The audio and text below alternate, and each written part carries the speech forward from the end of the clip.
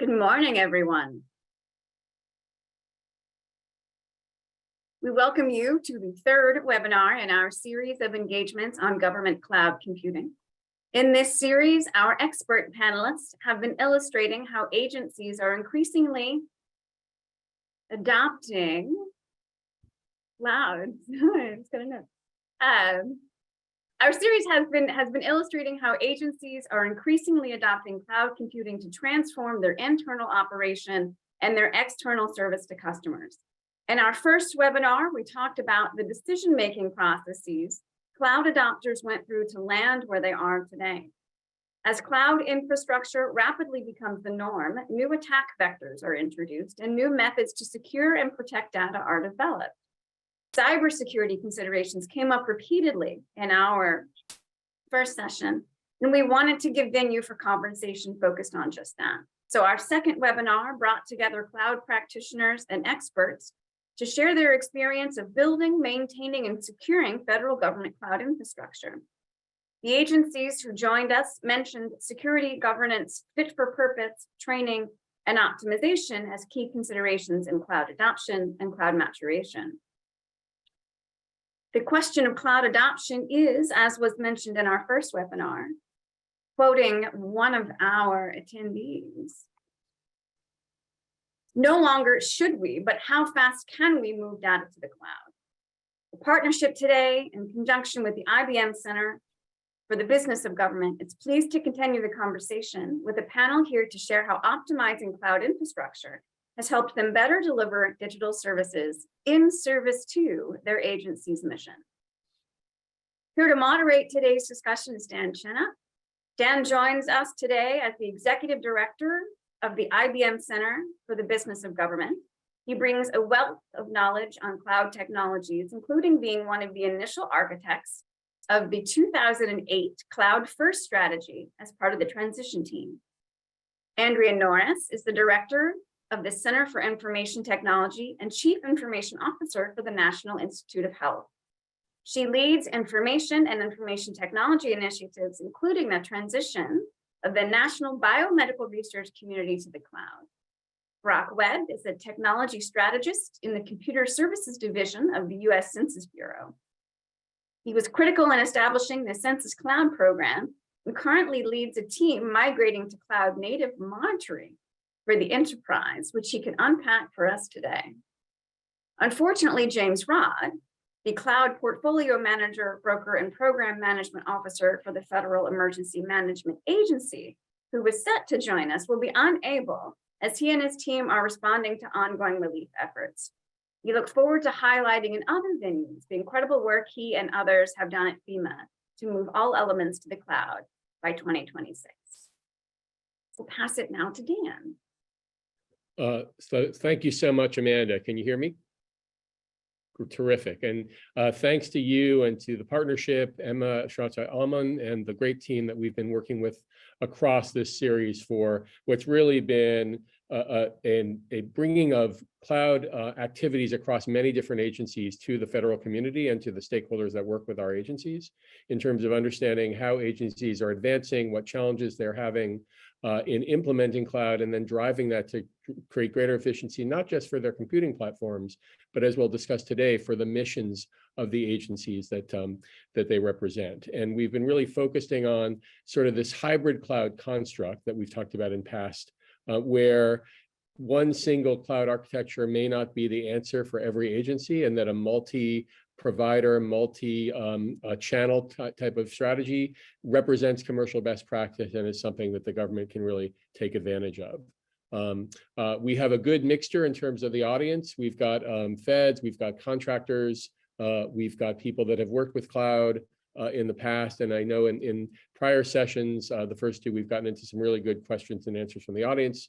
So I want to echo what has been put in the chat from the partnership team. If you have questions or comments, please do put them in the chat. We'd like to see an active discussion going on the side while we're talking, so that we can capture both your questions and also if you have thoughts or observations about what has been discussed today.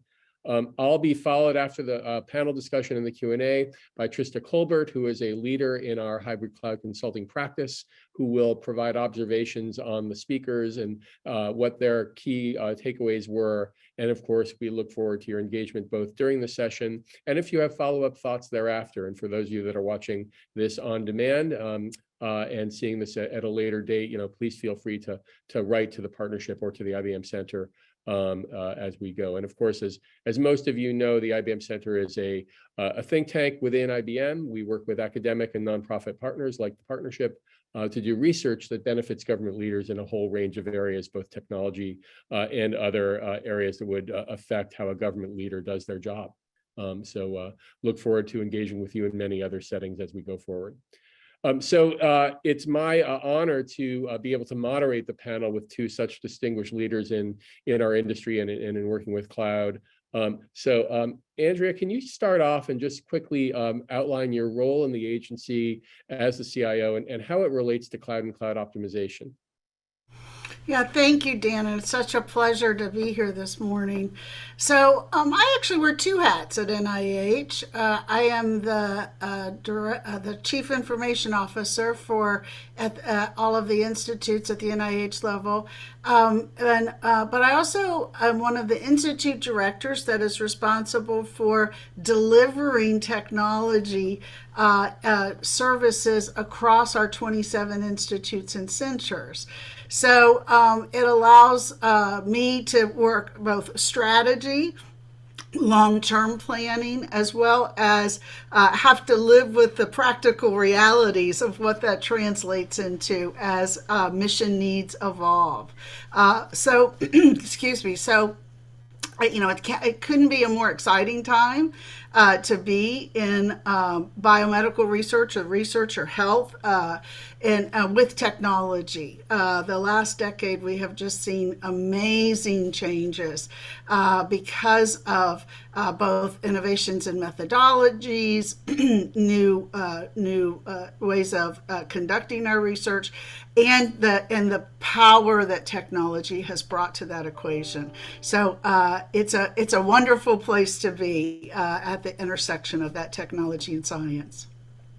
Thanks, Andrea. And Brock, same question to you, your role, and of course, you're in charge of the cloud strategy. So talk a little bit about that. Sure. Well, my experience for cloud goes back to 2008 at Defense Information Systems Agency, where we started working with this thing called cloud that was very new. And since then, I've been involved with a lot of different organizations, talking to a lot of people, getting a lot of different perspectives on cloud and the journey to it. When I came to Census, leaving DISA, I was the chief engineer for cloud computing and the chief technology office. And then coming over to Census, they found out I had cloud experience and they quickly pulled me into this cloud program that they were just standing up. So I was right there at the beginning at Census where we stood up the cloud program and brought it into life. And obviously cloud computing made a big impact and was incredibly important for the decennial, and that happened in 2020. And cloud continues to play an important role, especially as we transition and try to modernize as a modern statistical agency, pushing more capability into the cloud. It's like we proved it on decennial scale. There's no excuses anymore. So that is going on. And we continue to look at different technologies and capabilities, including software as a service especially. And that's where the cloud monitoring solution, where we're adopting the software as a service solution. So I know that there's a lot of fellow feds out there on the call. I've been invited out to the agencies and to talk about our cloud experience. And I'm always happy to have a conversation. The taxpayers paid for the experience that we have at Census, and we're happy to share it. So if you could continue on, Brock, talk a little bit about the key elements of your cloud strategy. Well, the key elements to our cloud strategy are, one, it has to do with the adoption and rollout of capability. And that starts out with people. And I would say that with any technology change, 10% of your problem is the technology and 90% are people and culture. So our strategy was a roadshow, a collaboration, a get out to as many people as we could within the agencies, listen, communicate, and get involved with their initiatives and find out how we could solve their pain points. So that was, of course, the number one.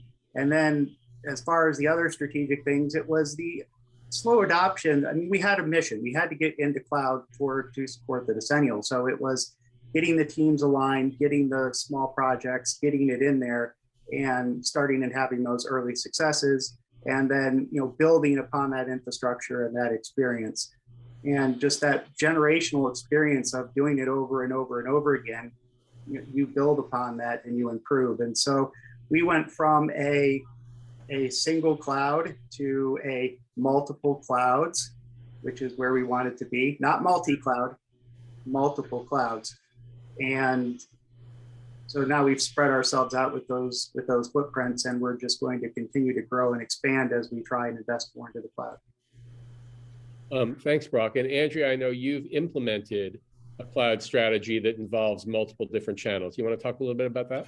Yeah, so our cloud journey started with intensity a few years ago as we were watching the change in our research and science was generating massive amounts of data. It started with the human genome.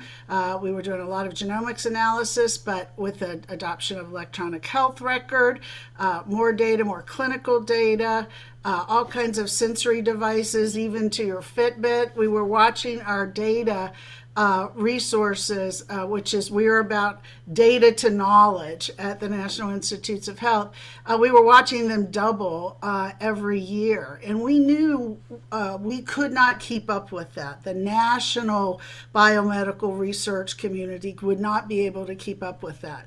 We're the largest funder of that in the country, and about 80% of $50–60 billion a year goes directly out to universities and medical centers across the country. So when we talk about the national biomedical or bioresearch ecosystem, that's who we're talking about. Our institutes at NIH who are doing research, basic and clinical and applied research or transactional research in our labs, more than 100 labs, as well as the labs and capabilities that are across the country.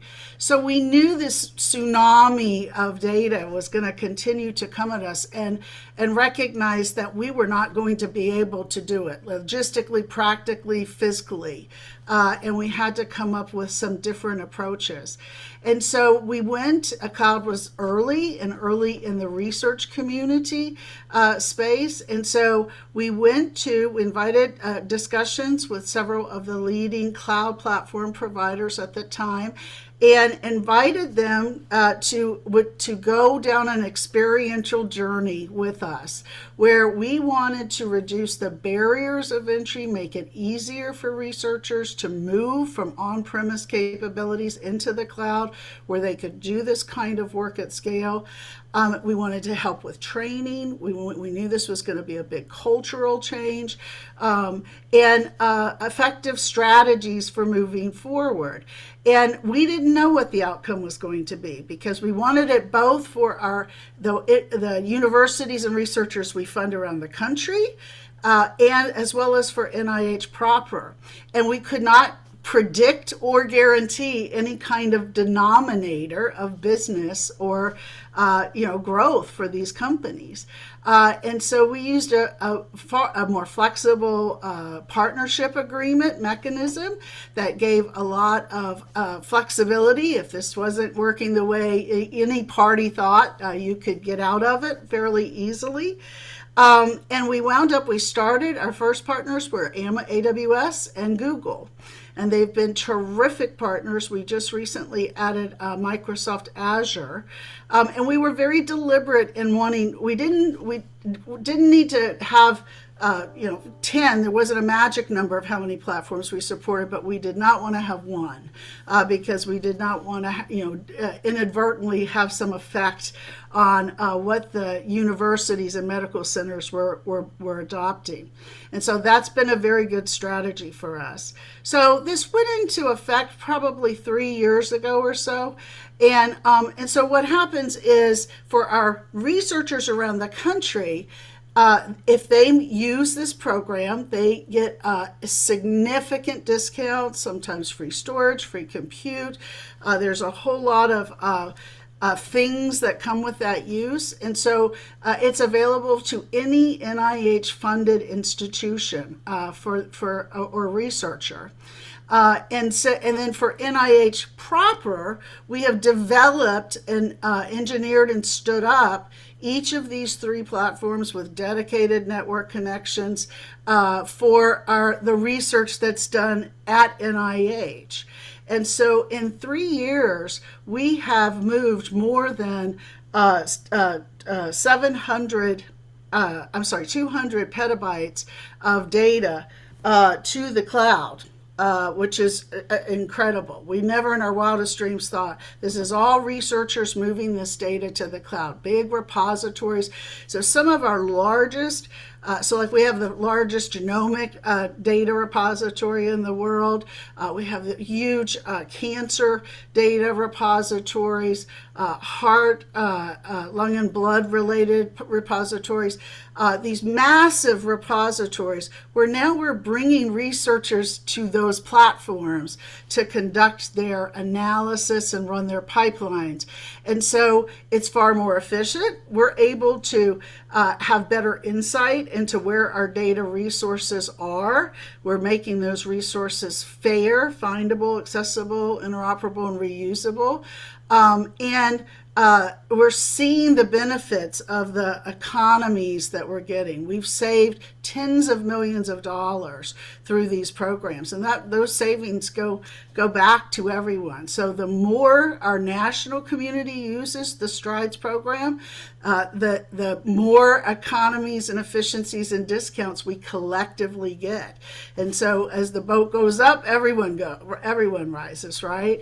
And so it has had tremendous impact on the kind of science we're doing, the kind of innovations we're seeing for our precision medicine initiatives.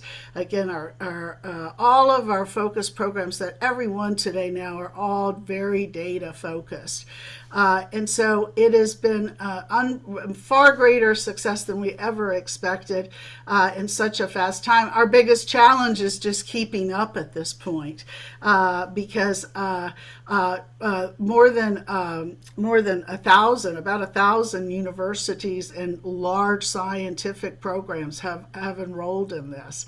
So it makes the data much more accessible. It promotes collaboration with researchers in safe spaces. And this is going to be far more sustainable for us over time because we can track what resources we need to continue funding as well.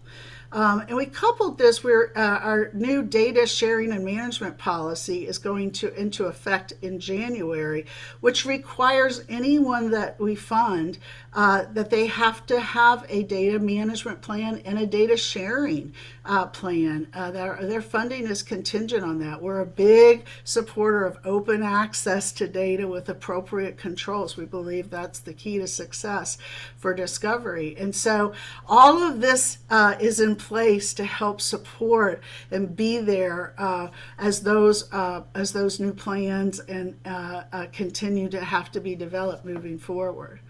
That's great. And it ties so effectively to the mission that affects so many Americans and their families in terms of biomedical research and the results that NIH researchers and their partners and universities around the country bring every day. And you've also taken a very strong ecosystem approach to the strategy, so. where different players and partners can come in and show you, new capabilities, and that can be expanded over time as your demand expands, right? Which is a really interesting way to approach it. Brock, you mentioned sort of the multiple clouds and the decennial census, and of course, every American fills out a census form as well. Talk a little bit about how you use your strategy to drive data and decision-making in that and related processes. Could you clarify that a little bit with the data and decisions? Like how we... In other words, how you use cloud to drive decision-making around the census and related programs. Okay. Well, cloud was part of our modernization and transformation strategy to move as many things as we can appropriately to the cloud. And part of cloud smart is not everything that can go to the cloud goes to the cloud. We have to look at it from a business capability and the amount of money or expense. Some things are just cheaper to run in a data center, and or they might take some time to refactor, and you might be trying to retire those technologies before migrating. So you just want to leave them in place and plan to get rid of them. So that's some of where we're using, our data and decision making. Now, as far as when we did move to things to the decennial cloud, because we had our initial enterprise cloud and then we created a decennial separate segmented enclave cloud, really that was driven to separate all that workload and make sure that that high priority operational real-time active stuff was not going to interfere with any of the other ongoing census systems or surveys, and vice versa. Any of the ongoing stuff at Census would not interfere with the decennial operation. When we started doing this, you didn't have as many things like Amazon organizations. So you have new technologies that allow you to easily create and manage separate enclaves to wall people off, to limit the effect that they could have on your enterprise. So that was another thing that we did learn over time as we were trying to move into the cloud. One of the things when we looked at multi-cloud versus multiple clouds, multi-cloud is hard because you have to have, we again looked at the kind of experience that you have to have across, you have to have enough experience to be able to work and have something interoperate across multiple clouds and talk to each other. And you can do that with containers and using Kubernetes, but you have to have the skill sets for all those things. and so, again, focusing on, a single cloud at first, which is what we did with the Amazon, and then expand later when we were ready to expand into Microsoft Azure, that was something that was very deliberate that we did. And of course, we're big users of the Microsoft O365 email, SharePoint online features. So that's another thing that we have effectively outsourced that part of our IT into the cloud, so that those things are automatically taken care of. We use Microsoft Teams for collaboration. So when the pandemic hit and we all went remote, we already had all the tools and infrastructure all set up to support a fully remote work system. And some of the other capabilities that we started using is getting more of the software as a service, and that's really a desire to have more of that software as a service because of just the ability to quick turn and do things with it. And a great example is where we leveraged, and another great, I think, success story of reusing other things in government, like FedRAMP. We leveraged an NIH product, it's a survey product called Qualtrics. We leveraged that FedRAMP ATO, we brought it in, we had stood it up for smaller surveys, but then there was a need to gather information on the impact that the COVID was having on the United States. And so the COVID household pulse survey was put out there. It went through a special clearance with OMB. We got data requests from multiple statistical agencies within, like, I can't remember the exact time. So it was a very short time we got that survey out, national scale, software as a service, and we're able to collect data. It's still going on today to collect information, but that was extremely valuable to get that situational awareness on how people were coping and dealing with the pandemic. So those lessons are really teaching us to look at the COT solutions, the platforms, the software as a service that we can adopt and use. I know that a lot of people start out their cloud journey by just building infrastructure because that's what in the data center. And that's fine. That's one step to do it. But getting out of it as soon as possible is going to greatly reduce your bills and amount that you spend time and energy on infrastructure and things that don't exactly improve your business. Yeah, you and Andrea are both really hitting on key elements of optimizing the cloud infrastructure, which is that it enables you to drive data, terabytes of data in the NIH case, to drive an entire decennial census in a direction of effective operations. And then you mentioned software as a service, which gets to the point around optimization around you can develop applications in a cloud environment where you can have developers distributed and really working on projects around and sort of using different types of networking approaches to do applications.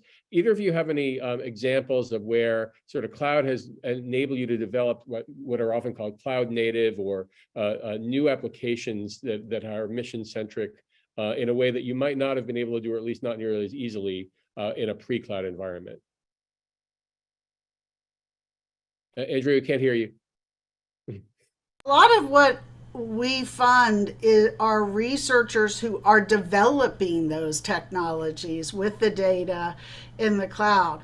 And what we find is, what we're continuing to find is, first of all, we get seen much more collaborative work, which is, we believe, is critical to science, because now we can bring disparate groups of individuals or researchers to a common place to work in these large-scale repositories where they're developing, workflows and pipelines and analytic capabilities that are, the heart of what their science is.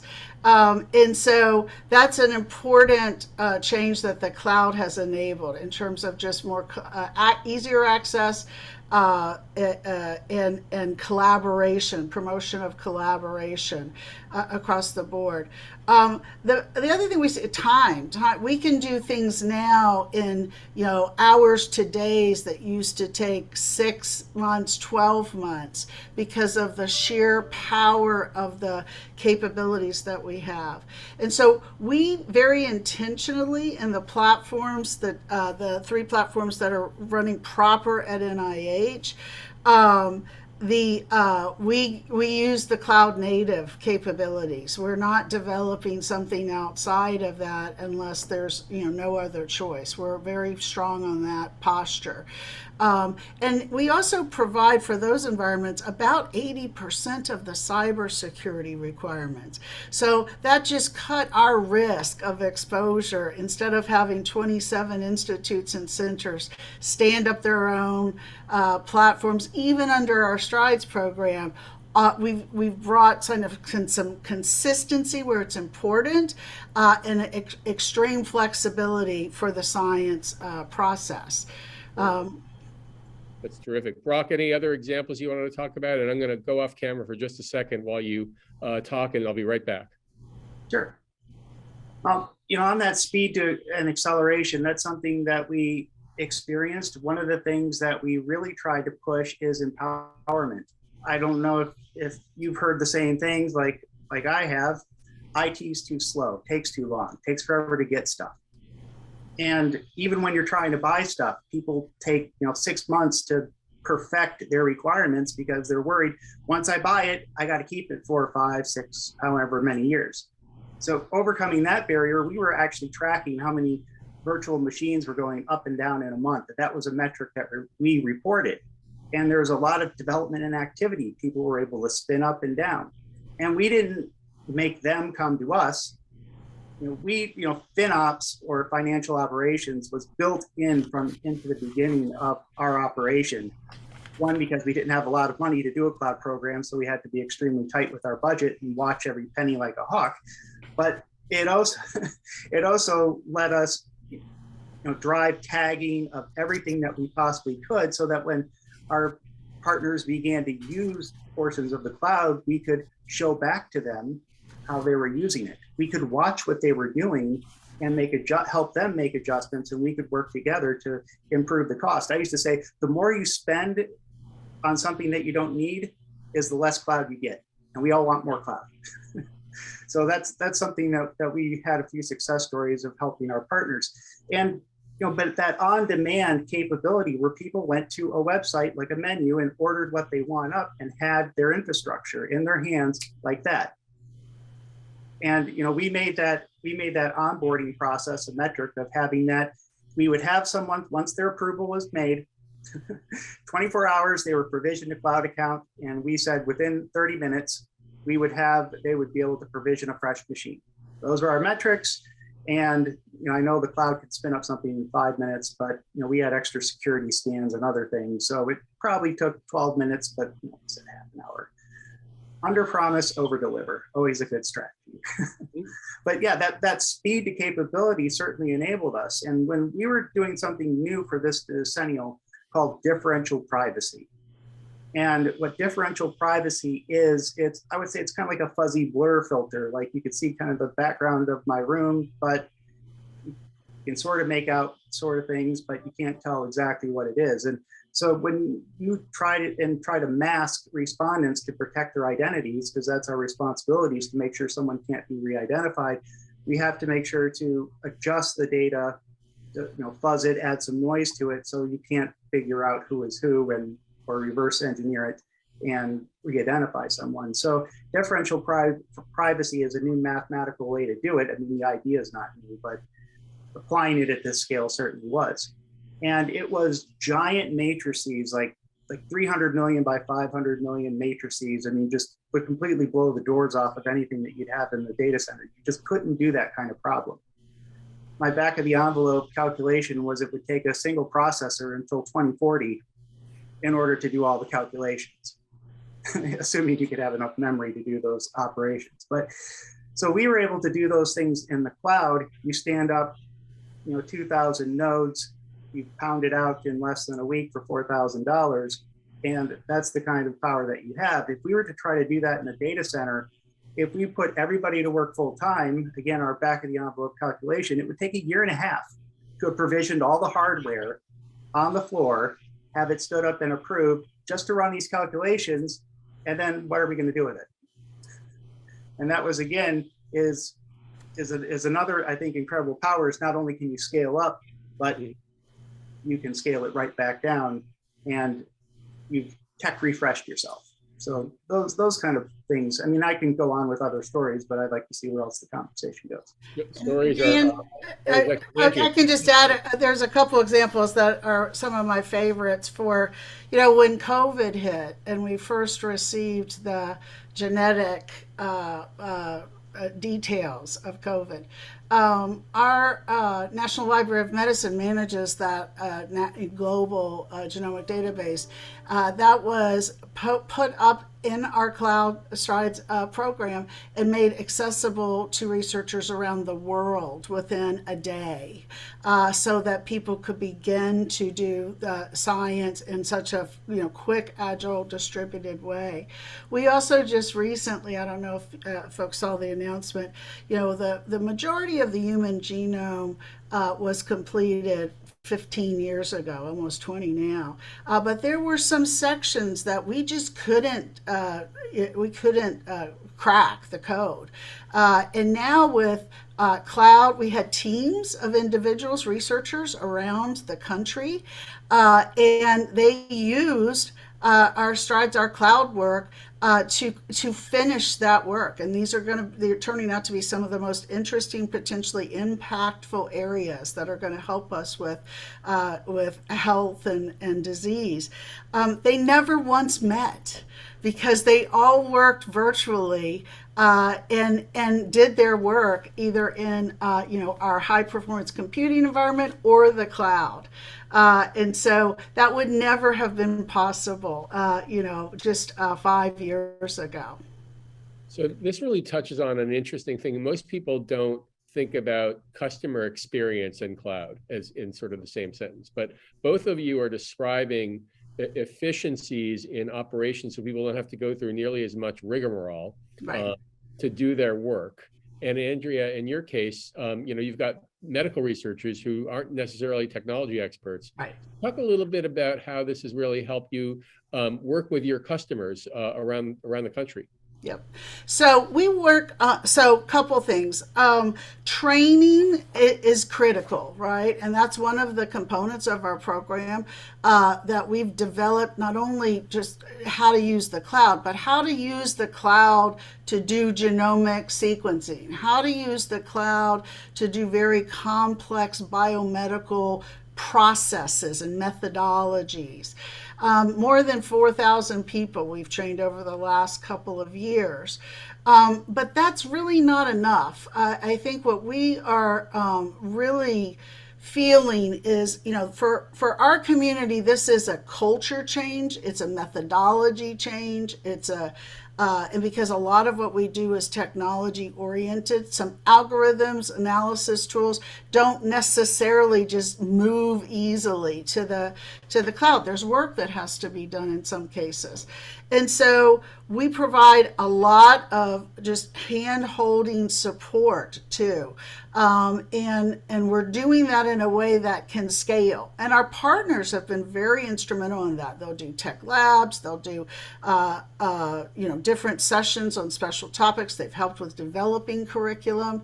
And so my personal view is that we're in the kind of the stage where we're trying to help everyone understand what we've had to learn in order to use what we're providing. And we have to get past that as quickly as possible. They shouldn't know or care, right? Which platform I'm going to, exactly all the steps that have to be done behind the curtain to make that all work. That should be pretty transparent for them, because they really just want to be able to use it to support their science. It's a tool to them, right? And so we have to get it more in that category. And I think across the industry, we're not really there yet. Software as a service is a good start, but it's still a little more complicated than it needs to be for at least our community. And I think that's probably true across the board. So we're doing a lot of training, a lot of just professional support, very specific kind of support, and moving more and more towards these general use cases. One researcher might have to stand up very quickly, use massive amounts of compute, shut down, they don't, and then very, sporadic. Another might have, petabytes of data ongoing, and they have different kinds of needs. And so setting up and crafting those cases so that it is turnkey when we have, some things like that. So those are maturation activities, I think, and we'll continue to see those. Certainly that type of activity is helping develop standards across the entire cloud ecosystem that, absolutely, that all providers are moving toward. Brock, any other thoughts on this question about customer service and experience? You've got census takers in the field with handhelds. Has this made their input more easy?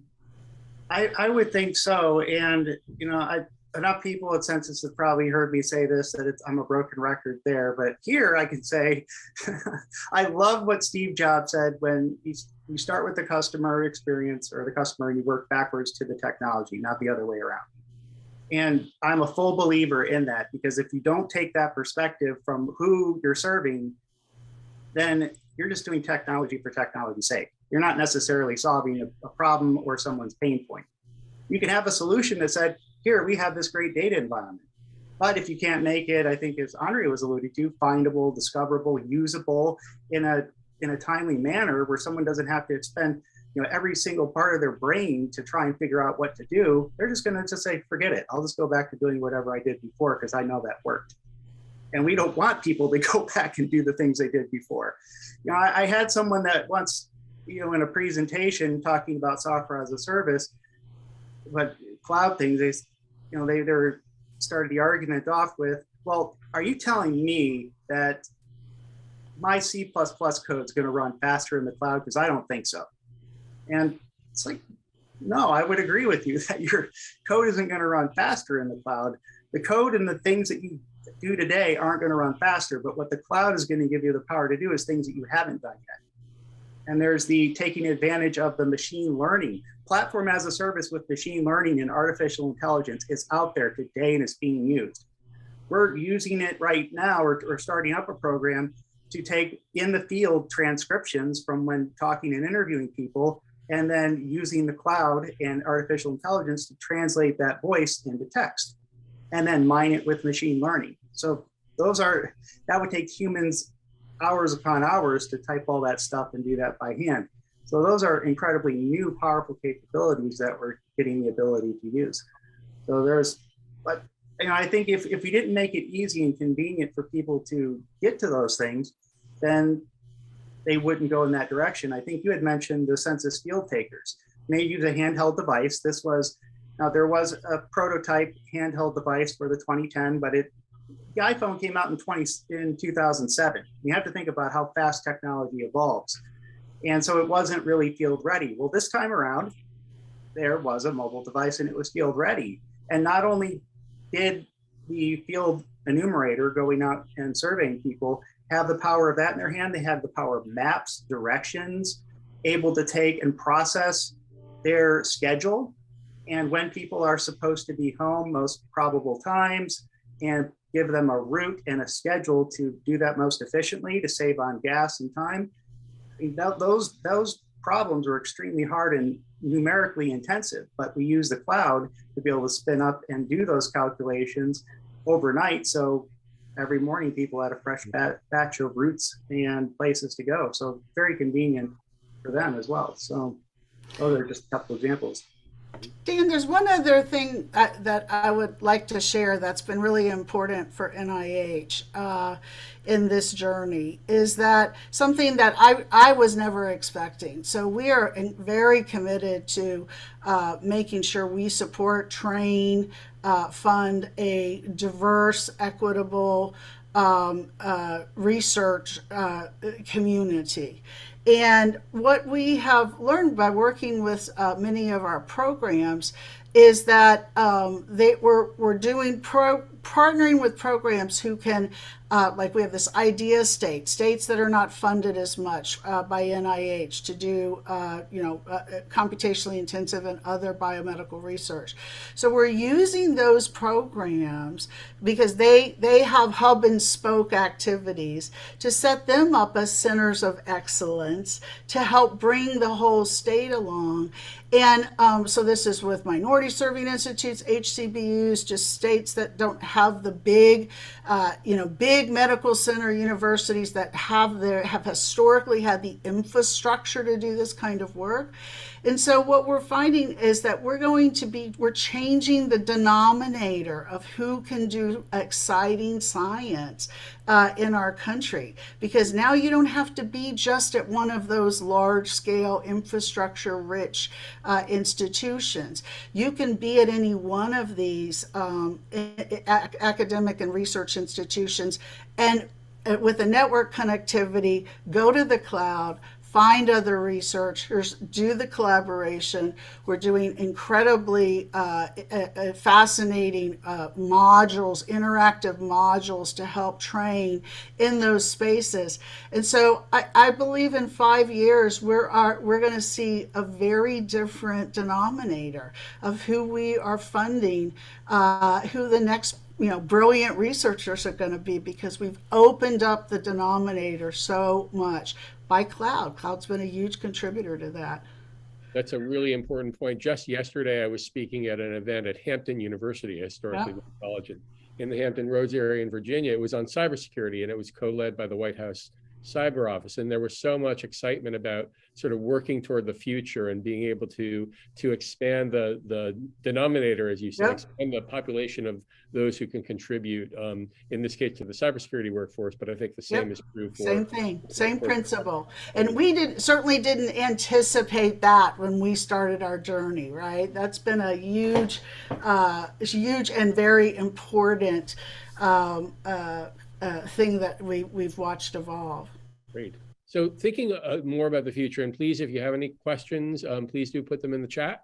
One discussion in the chat, Brock, looks a little bit to the future and say, if you were to think about sort of how does a cloud strategy help shape the 2030 census, which, and having worked with census over the years since I was at OMB, I know that you start the next census as soon as the last one gets done.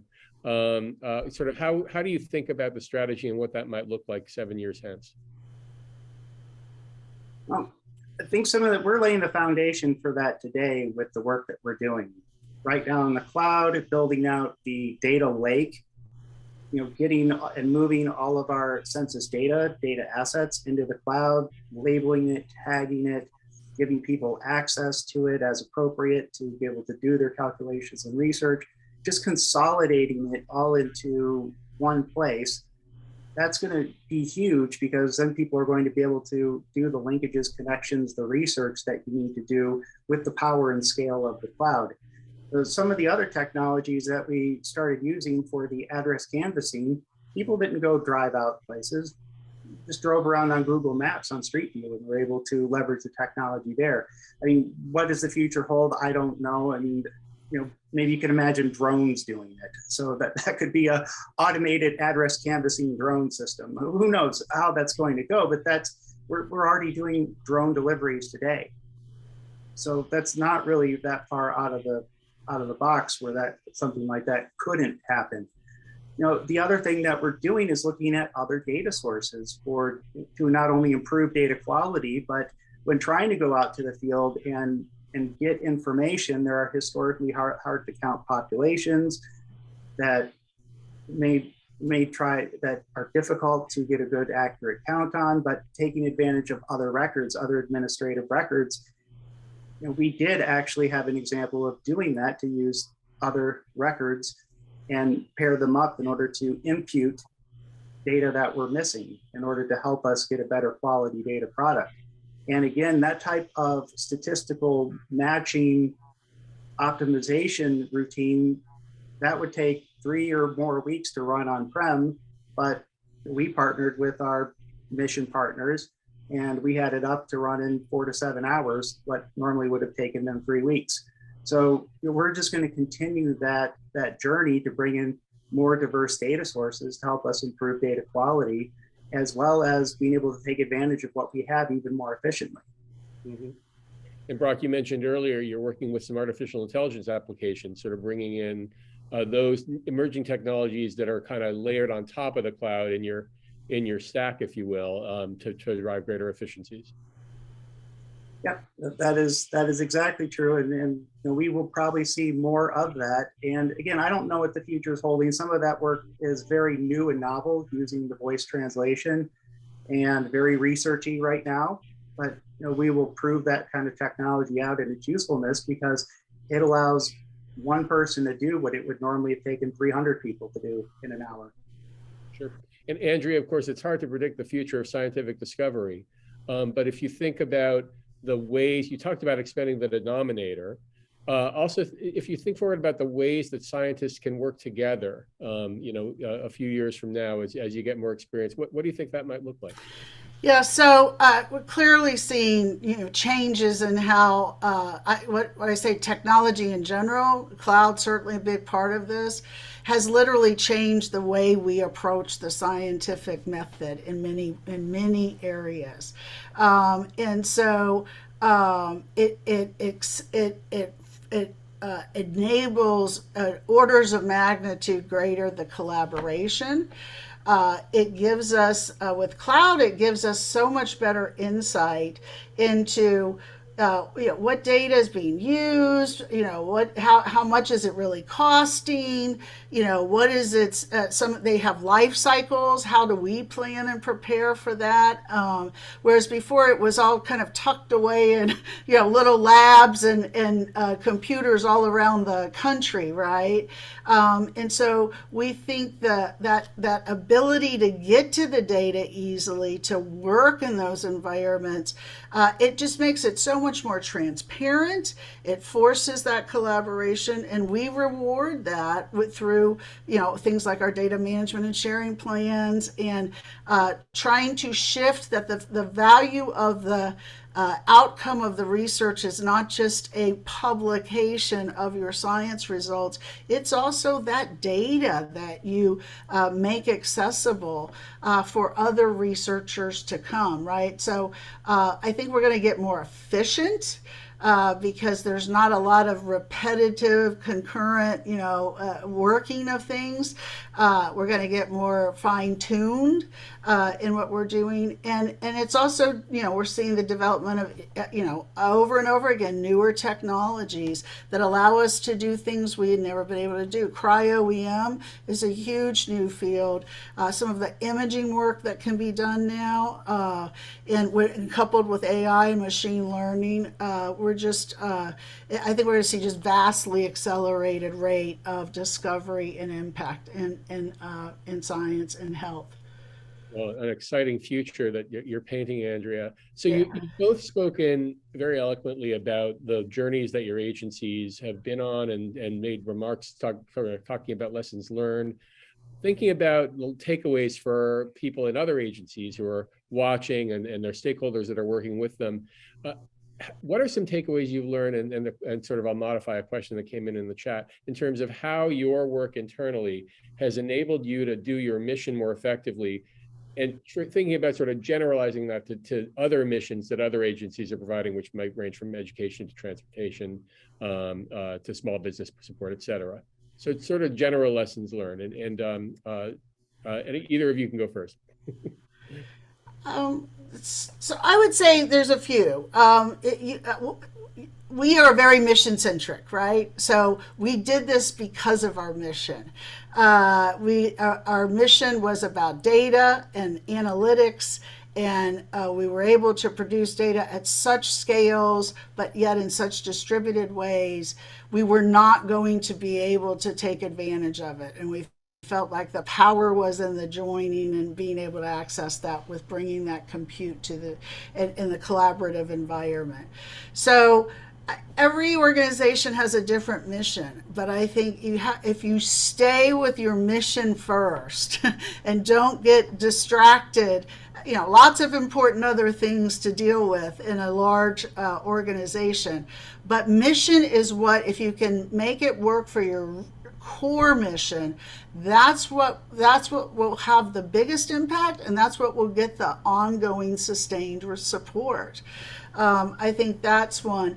The second I would say is you never underestimate the value of partnerships. So NIH did not traditionally do these kinds of partnerships with industry. We kind of did it on our own. And so this was a pretty direct, different pattern of working, and it was scary. It was scary for the companies because they were doing some things without knowing what was going to happen. It was a little scary for NIH, right? And so having those strong partnerships, they had to be committed to the mission. They had to be willing to take some risk. And keeping those healthy and strong is critical. That's quite different than I have a company we have a contract with, right? And so I think I would say that's, again, one of the most important things. This requires new ways of thinking about how you're delivering these capabilities, and you need folks who will work with you in an experiential, not risk-free way that is trusted and focused on your mission. We could not have done this without those. The companies we work with have said they could not have done it, would not have done it without it. So I think those are two really critical things. Thanks, Andrea. And Brock, last word? I would like to extend on that, or I should say second a lot of that, is that it's rethinking what you have been doing. And a lot of times we've been limited by the technology and the constraints of that. And so we have an opportunity with this new technology to free ourselves of those constraints and really let our imaginations drive where we're going to head to. If we want to have a look at the commercial technologies and businesses that are out there today, and then think more like an entrepreneur, how can I improve my services so that my end customers really love what we produce? And that's our mission, is we're at Census, we're providing data about the American people for the American people. And depending on your agency, your mission is going to be different, but the same entrepreneurial spirit still remains. You're going out there and trying to make sure that you have the best product using the services and resources that you have. So you have to use them most efficiently and effectively. So thanks, Brock. And you don't often think about the words inspiring and cloud in the same sentence, but both of you have inspired us today with the stories that your agencies have gone through and the takeaways that you give to other agencies. So thank you for a fantastic discussion. To Brock, who I've met recently, to Andrea, who I've known for over 20 years. And it's just been a great partnership in every hat we've worn over the years, Andrea. Yeah. So Thank good to see you here. And now I'd like to bring on my IBM colleague, our leader for hybrid cloud services, Trista Colbert, who will provide insights in terms of what the takeaways are from the discussion. So Trista, over to you. Well, thank you, Dan, for that introduction. And I'd like to start by thanking the Partnership for Public Service, the National Institutes of Health, Census Bureau, and also our IBM Center for the Business of Government for engaging here today in such an insightful conversation on cloud adoption and optimization. As we learn more about the work that federal agencies are doing to ensure that cloud resources and teams are allocated most effectively, we heard some of these key themes. One, that cloud enables the ease of access to data to drive the mission and also promotes collaboration. We also talked a bit about the ways that the cloud can really help to accelerate work that is critical to agency operations, in particular financial operations, or FinOps as we often refer to that. And the fact that FinOps should really be built into cloud plans early.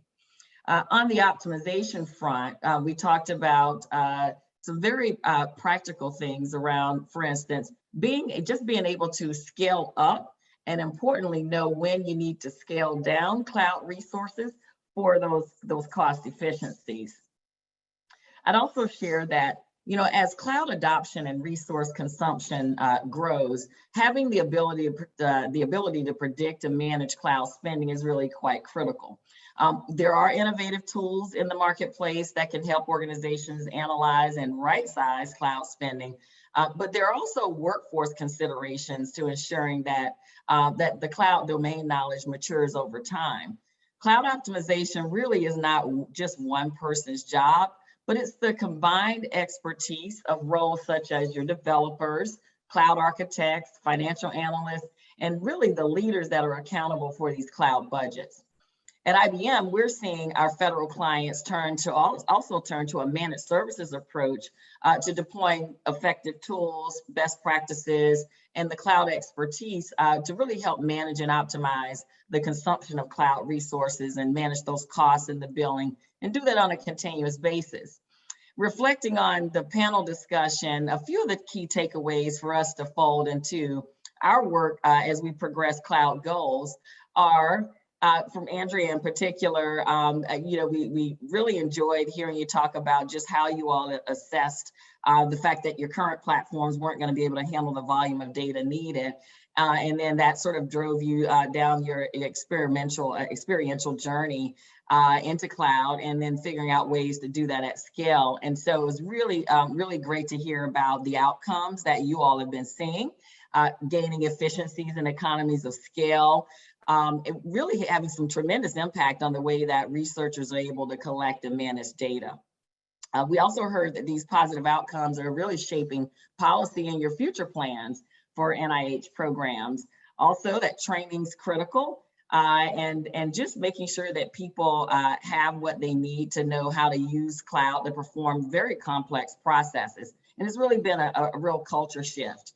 And then in terms of that overall customer experience, just recognizing that users really shouldn't need to be technology experts to use these solutions that are being deployed in the cloud. Brock, we appreciate you really helping us understand that cloud has really been a key part of your modernization and transformation strategy at the Census Bureau. And that actually just your emphasis on speed to capability being so important was super insightful, and that starting at the center with customer at the center is super important. I know we're at the end here, and so just want to close out, lost my screen there, close out just by saying that our speakers really validated here today that there are so many ways in which cloud and cloud optimization can truly change and improve mission outcomes. With that, I'd like to thank our speakers and attendees who joined today, and I'll turn it back over to Emma to wrap us up. Thank you. Thank you again to Brock, to Andrea, to Dan for facilitating the inspiring cloud conversation, and Trista for that incredible roundup at the end. Want to thank you for joining, for your understanding and your investment in knowing the federal cloud computing landscape. This webinar series explored the business case for cloud, the means to secure it, and today, the potential and reality of it being optimized. We look forward to collecting and supplementing insights from this series into a publication for release in February 2023. Can't wait to share that with you all. If you are able to fill in the closing poll, And feel free to put in the chat or email us at any time what you would need and to continue the conversation outside of this parameter. But again, thank you all so much and have a wonderful day.